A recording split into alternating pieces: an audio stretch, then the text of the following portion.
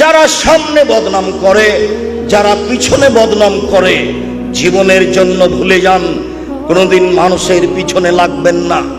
মানুষের বদনাম করার প্রয়োজন নেই। একটা ছেলে মানুষ মাথায় পাগড়ি দিয়ে কিভাবে বলতে পারে শিক্ষিত বেঈমান? বেঈমান শব্দ কি কোনো সহজ শব্দ হয়ে গেল? মানুষ কিভাবে বোকামির পরিচয় দিয়ে জাহান্নাম কিনতে চায়?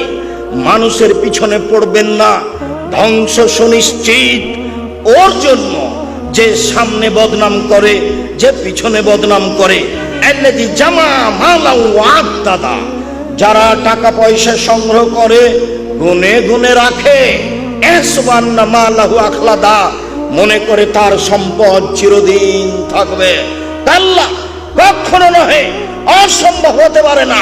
লাইম বাজান্না ফিল হোতামা, তাকে চূর্ণ বিচূর্ণকারী হোতামা নামক জাহান্নামে নিক্ষেপ করা হবে।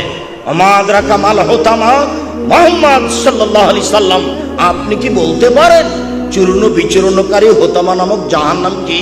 মুহাম্মদ সাল্লাল্লাহু আলাইহি সাল্লাম আপনি কি বলতে পারেন চূর্ণ বিচূর্ণকারী হোতামা নামক জাহান্নামটি কি? আমি বলি নারুল্লাহিল মুকাদা, তা হচ্ছে জ্বলন্ত উত্তপ্ত আগুন।